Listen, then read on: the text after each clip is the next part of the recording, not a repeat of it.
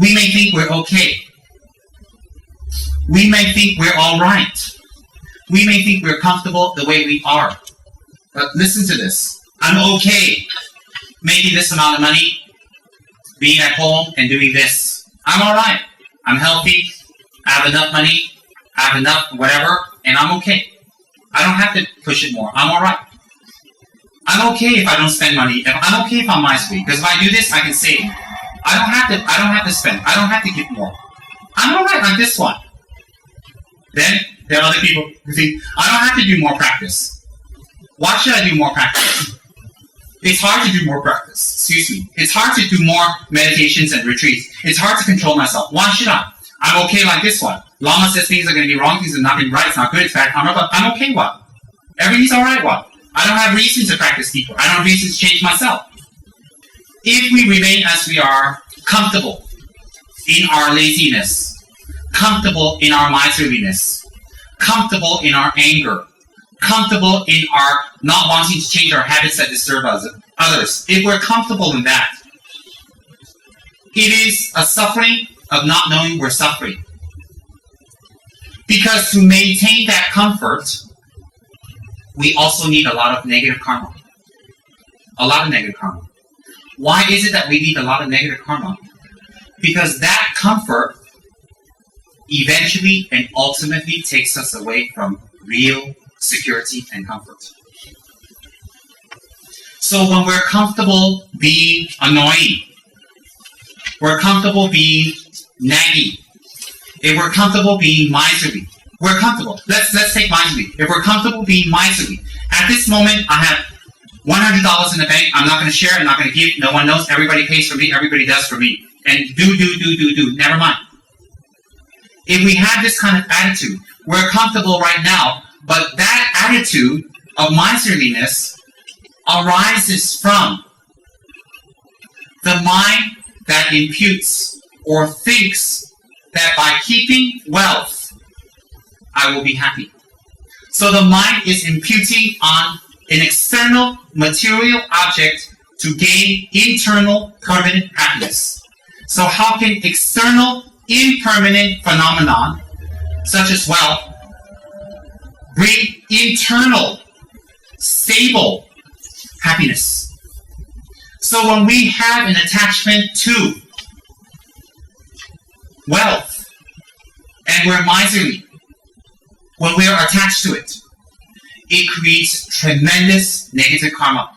Each day that we are in that mode of thought. Why?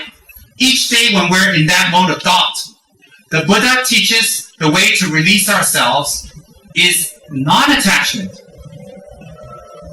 So when we are attached to anything and we justify it, we are actually contradicting Lord Buddha's attainments, which he taught from.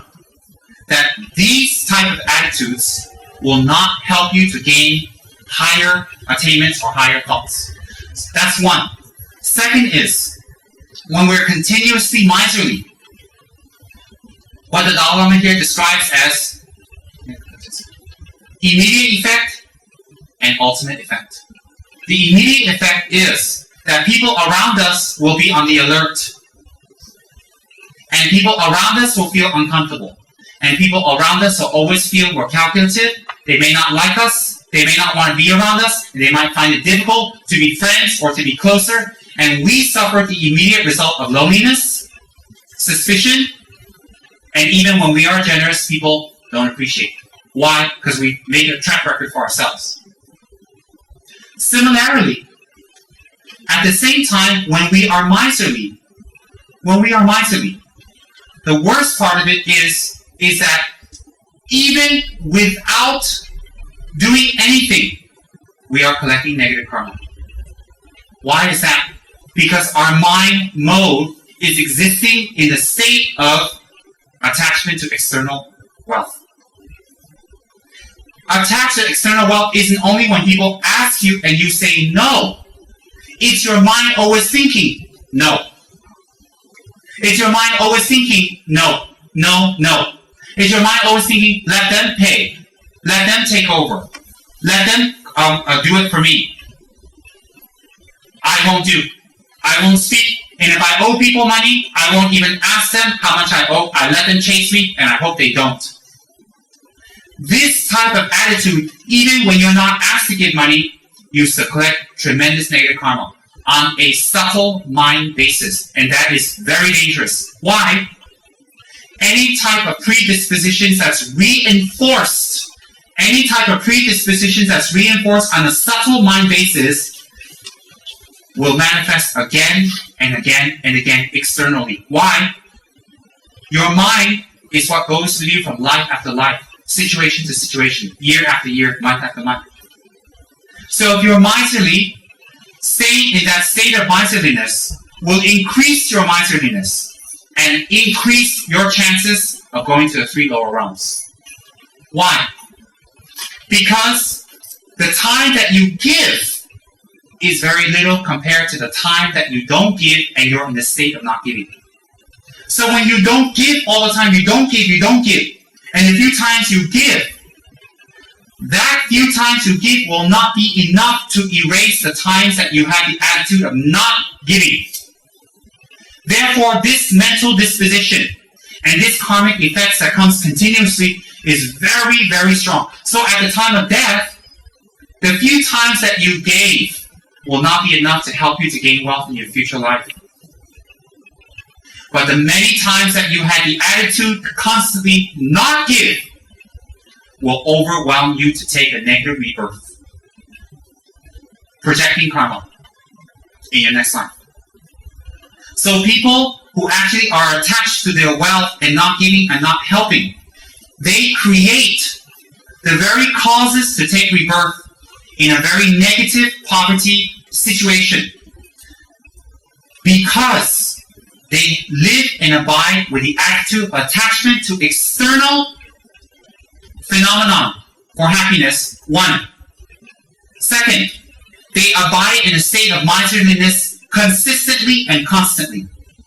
2. 3, their minds are never at peace because they're calculative, they're working, they're thinking, they're operating how to avoid pain, giving, reimbursing all the time. And it becomes a very strong habit where they don't even realize. And that karma is even stronger. Why? You're abiding in this state. And even worse than that is you are reinforcing your habit of miserliness on a very subtle basis. So what happens? You will be very prone to the karmic forces that open up when you're about to take rebirth. And some of this karma, dependent on where you do this, can manifest in this life very soon, very quick. Definitely, that's what this whole thing says. And therefore, if we are lazy and we don't take responsibility and we let other people do it, and even if it's their responsibility, we have this attitude, that's not mine, you do it. And we don't have care, and we don't do our share, and we don't do our work, or we do our work afterwards, pay us, give me something, and take the money. When we do that, it is very dangerous. Why? What are you reinforcing in your mind?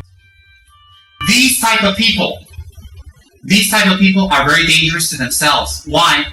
Their habit of laziness will become stronger and stronger and stronger and stronger, even if they sit there and do nothing. Because their attitude is, I don't want to do, let them do. I don't want to work, I don't want to make an effort, I do when they watch me, when they don't watch, I don't do. So what happens is this state of mind has a false imputation that if I do this, I will become unhappy. If I do this, I will become happy. And it's very strong and it's very conditioned. Therefore, even if they sit there with no one and nothing, but they have this attitude of irresponsibility, immediate result will be people don't want to live with them, associate with them, they definitely don't respect them. And anything that comes up, people won't think about them, and they will be the subject of taunts and made fun of, and people will look down. They will not have any respect. And everybody wants respect. Everybody wants to be respected and cared for and loved and felt they've done something good. Check your mind. When you do something good, you feel good. When you do something bad, you defend and cover.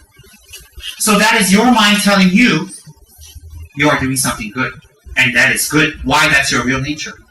So when we're lazy, we let other people clean up, we let other people do it, we don't do our responsibility. When we're pissed off, we don't do it. When we're angry, we don't do it. Or we do it on if we get paid, if we don't get paid, we don't do it. And we're always conditioned to do what we're supposed to do, only on certain monetary benefits or some reward. If we do, it's very dangerous.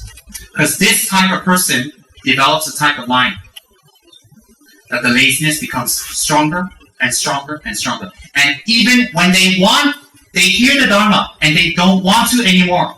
And even when they see the result of their laziness, even they want to stop, they cannot stop. And you know what happens? This is the very sad part. They cannot control themselves anymore. They'll reach the point, it's a habit to be lazy. It's a habit to trick. And you know why that's dangerous? Because you automatically make negative karma every single day, every single minute, every single situation. Automatically you make negative karma. Sitting there doing nothing, don't think you don't collect negative karma. Don't think that. This book proves it. Don't think you don't collect negative karma by sitting there doing nothing. Laying at home doing nothing, you collect negative karma. Why? You're born from it. You operate from it. Your mind operates on imputed existence of phenomenon. Your perception of phenomenon is wrong. You're not wrong. Your perception is wrong, as the Dalai Lama says. So therefore, when you're lazy, and you have a chance to do something about it, and you don't, it will be your self-destruction. Why? Check yourselves, and from the time you're born up till now, how many times you escaped your actions and what you've done, and where it brought you, and how old you are. And as time gets on, how come it becomes harder and harder and harder to change? How come? How come every month and every year it becomes more difficult to transform yourself and change? And you become more angry, you can become more defensive, and you find more people go away. If you find you have friends around you, you check what kind of friends. Friends of positive nature that help you go up and you help them go up, or just ha-ha friends, just joke, talk, gossip about politics and nothing. What kind of friends? Those are not friends. Those are people you help to go hell, and they help you to go to hell. Those are not friends. So having a lot of people around you, ha-ha, I have friends, what? Wrong. Those you say, well, I know me, I'm lazy, I don't have friends. Well, if you don't have, I'm a loner, I don't like friends, I don't want to be with people, I'm that type of person. It's okay, but remember something. Is your Dharma practice and your Dharma progress in your mind advancing when you're alone? Or do you remain stagnant, not moving? You can check. The worst part is, you can take advantage of one person, two person, and make them do things. Your employer, your friend, your husband, your wife, your flatmates, your relatives, your father, mother, you can make them do things for you once in a while. But you will see with time, you will run out of places to ask. Karmically, you will run out. Respect-wise, you'll run out. You'll run out. And you cannot move up. And like I said, remember this. If you check yourselves honestly, you will find changing yourself becomes more and more and more difficult. So what happens is, you're stuck that way. If you're stuck that way, and the karma you create every minute with this attitude, when you die, where do you think you will take rebirth? Where? You think yourself?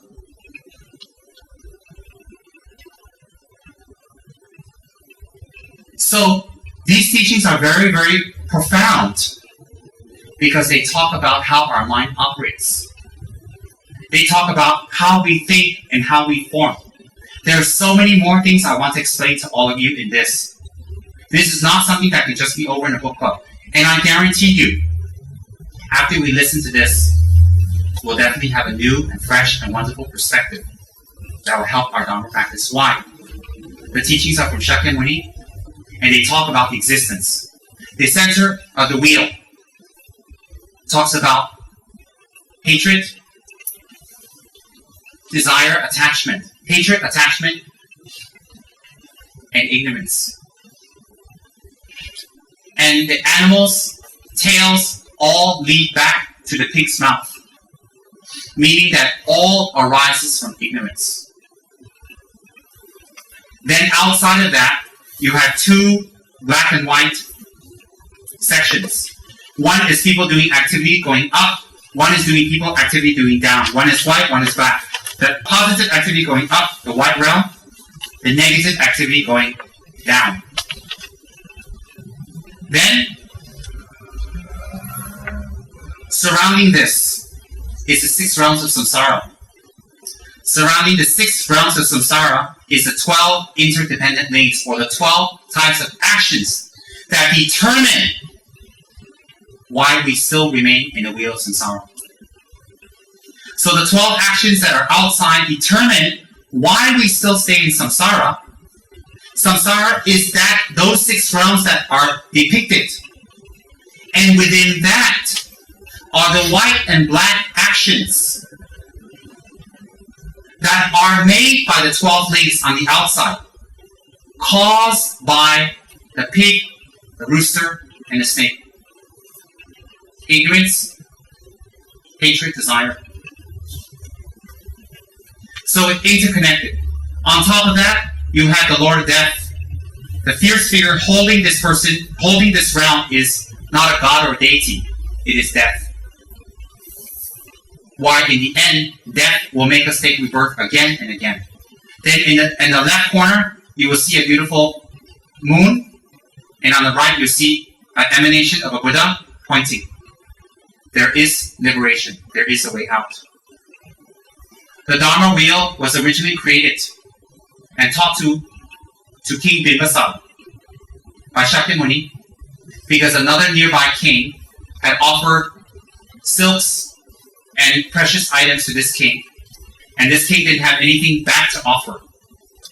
So he asked the Buddha what he should do. The Buddha asked him to construct this and make this and offer it with a Dharma talk that was offered back. This is how it came into existence. And from this, we can learn where our emotions and all that arise. Now, if we listen to these teachings, the Wheel of Life Tanka will give us a whole diagram of why we do the things we do, where it comes from, and what its cessation. Okay, that's very important. And what's very beautiful that they point out here, I like very much, is this, is when you look at the upper higher realms, they're in great pleasure. They won't do Dharma. When you have too much of good things, you won't do Dharma, but it's very dangerous, because those good things will be removed one day. They have to be. When you're in the extreme suffering realms, you also won't do Dharma because you're suffering too much. So in the human realm, it is said here, it's very advantageous. Why? Because there's a chance for education. There's a chance for learning. There's a chance for improvement. There's a high chance of that.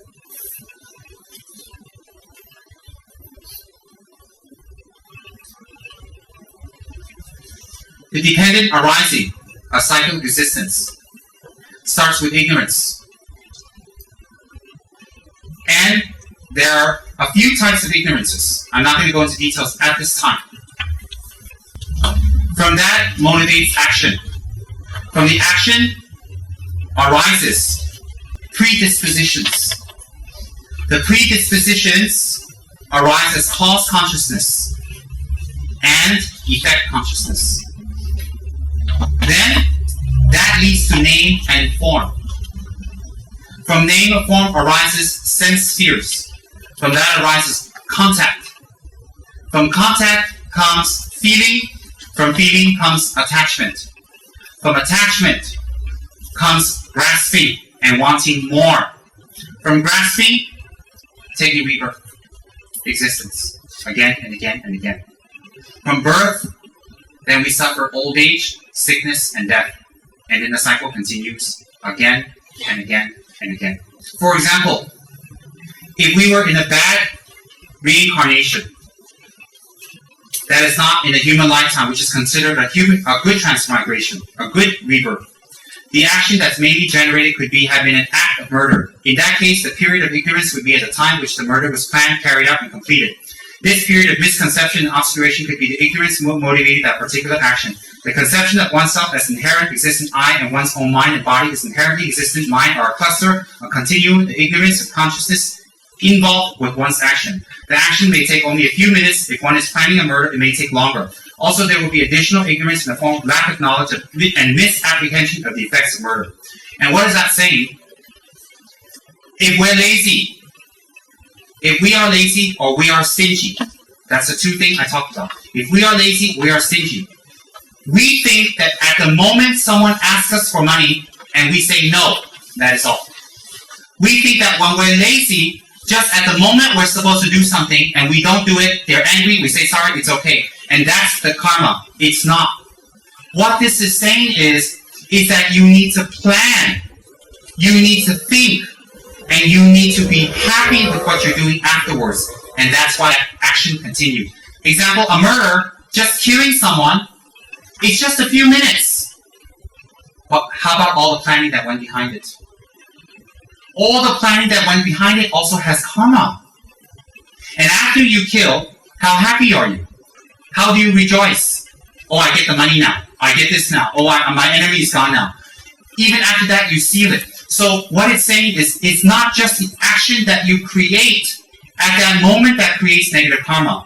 It's also the planning behind it. And therefore, how does that relate to us? Is that when we're lazy, there's a continuity of laziness. It's not just at that moment we're lazy. There's a continuity. That lazy mind, dependent on that moment, had a lazy mind before that, had another lazy mind before that, had another lazy mind, had another lazy mind. And these many lazy minds is minutes and seconds, and hours and days and months and years and maybe even lifetimes. So even when we avoid the work, it is not only at that time we collect negative karma. It is also all the time before that, before we refuse to do the work, we also collect the karma. Does everybody understand that? Why? It's a continuity. And therefore, if there's a continuity from before, and when you reach the part where you're irresponsible and you're not doing your work, and you create unhappiness and disrespect for yourself, then it will continue if you don't do something about it. And Buddha says here clearly that, is it possible? Someone asked the Dalai Lama, is it possible to avoid the negative karma that will come from all this actions we have done? They call it predisposition. Predisposition is the planting of karmic seeds in our mind. Is it possible to avoid effects of these karma or predispositions? And the Dalai Lama says, yes, it is, before we experience it. Why? If we are able to bring about a condition that is more powerful, then that would cause the karma to manifest, it can be overwhelmed. That means if we've done this kind of lazy action again and again and again, and we want to avoid the karma and also the habituation to continue, and the result of the habituation and the karma, then we have to have something more stronger to wipe that out, so that that karma doesn't manifest. And even if we don't fully purify that karma, we will lessen its effects. For people who have a lot of anger, and they manifest anger, they have a lot of suffering in this life. But let's not talk about that, because we know people who are angry, what happens to them. We don't need to talk, we can guess. But on a karmic level, people are very angry, will take rebirth in one of the one of the hells. For people who have no ethics, no manners, thrive on selfishness, thrive on me, always me. That's very manifest. Lazy, don't want to push their intellect. Sleepy, always avoid improvement of the mind. They will take a rebirth as an animal. Very strong. Not one time, not two times. Again, continuously. Why? Why continuously? What merit do you think you'll make as an animal? What merit? To make you come out. Once you go to jail, what do you think you can do to come out? Small chance what? Once you go to jail, you're bad. Everybody think you're bad. Even you talk to people, I'm good, I didn't do, no one listens to you. Even you got good behavior in jail, so what? Nobody cares. Once you're in jail, you're in jail. Once you take rebirth as an animal, what positive action can you do? Do 35 conventional Buddha and prostrate up. What animal you saw do that? Then once you take animal, definitely animal again, spirit again, hell again, animal, spirit. Not once or twice. It can go on for many aeons. And before you die, what do you experience from people around you when you're very angry? What do you experience? People don't like you. People avoid you. You're defensive. You don't improve. You fail. And you make excuses. What happens? When you're lazy, same thing. When you're miserly, same thing. So it's a very, very, very dangerous situation. If we do something more powerful, that is the four opponent powers, regret, purification practices, that will be much more powerful than the negative karma we have accumulated. And how much it purifies and how much it wipes away is how much effort we apply. And when we don't apply effort, even when we want to apply effort, we will not be able to anymore. We will find ourselves out of control. Too lazy, too selfish, too greedy, too lusty, too big mouth, too angry, it will become more and more. And for even the gods, and it can liken to the human realm also, when we have too much of a good thing, when things are too good, good water, good house, good car, good money, everything's easy, then we become too comfortable. When we become too comfortable, we find that we are like easygoing, we don't want to associate, we're happy with our house. Actually, that's deception. Why is that deception? Because to reside and stay in our house with everything nice and easy and wonderful will require tremendous amount of merits. But at the same time, when we live like that, we are also nurturing another type of mind and another type of karma. That is the lack of applying effort toward developing the qualities that will not take us to the lower realms in the future. The people who die poor or people who die rich, there's not much difference. It's their attitude. But if we live a life that's easy and we check ourselves, it pulls us down into what? Into more wealth, into more laziness, into more relaxation, into more not effort. It's very dangerous. Why? Then we habituate our mind toward laziness, not pushing, not applying, and not doing more when we can. Actually, when we have everything, when we have money and clothes and car and food, when we have everything, in fact, it should help us to do more spiritual practice. Spiritual practice doesn't bring pain. The application of spiritual practice, when it upsets our reality, brings pain. What's bringing pain? It's our false reality, not the Dharma practice. So therefore, when we reside in that kind of situation, are you sure you will be rich in this life all the way to the end, and in next life, and the next life, and the next life, and next life? Are you sure? But if you're not sure, and you have this attitude of laziness, and the next life you're not rich, then what will happen to you? You're not able to work, you're not able to push yourself, you're not able to achieve. Why? The attitude is still there, but the environmental circumstance is not there anymore. So therefore, even not doing anything in our house, and for some of you, I've never spoken about this before, because some can understand, some cannot. But let me talk about it now. Even sitting in our house, sitting in our car, sitting in our apartment, sitting outside in a tent, and we have this attitude of not pushing and doing more when we can. A arises from us having ignorance and not knowing the effects of karma. B, it comes from not understanding the true nature of our mind. C, habituation is very strong. Then you think, well, if I'm so bad, why do I have this? Well, you have this You have wealth, you have this, it doesn't mean it's the result of good karma.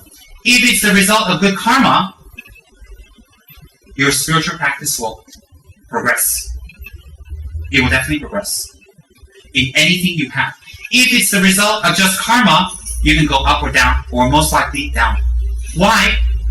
This attitude will become stronger and stronger and stronger. So even when you sit there doing nothing, it is negative karma. Why is it negative karma? Because whatever you have, if the conditions are removed, you will lose it. But your attitude stays the same. So how are you secure in what you have when what you have can be removed very easily? How are you secure? Karma can change. Your previous many lifetimes, they mentioned here 400 or 500 aeons of lifetimes. How many karma have you achieved? So these teachings might be disturbing for some people. Let it not disturb you. Think of it this way. Know the truth. Know what affects you. Know what you can do. And do something about it.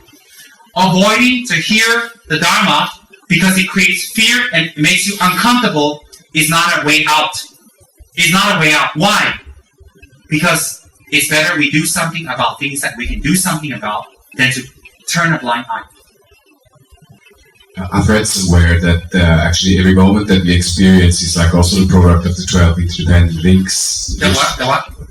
Every moment, like every split second that we experience is also, again, like the end product of the 12 interdependent links, which will support what you said. By just sitting there, we can create a huge amount of bad karma. And our question is, I think... But this bad karma is on a subtle level, on your subconscious mind, which is very dangerous. Yeah. Because your conscious mind arises from your subconscious. Your conscious actions, a speech, arises from your subconscious. Your subtle sense aggregates, and what it perceives imputedly wrong also arises from your subtle consciousness. So reinforcing the subtle consciousness is extremely dangerous.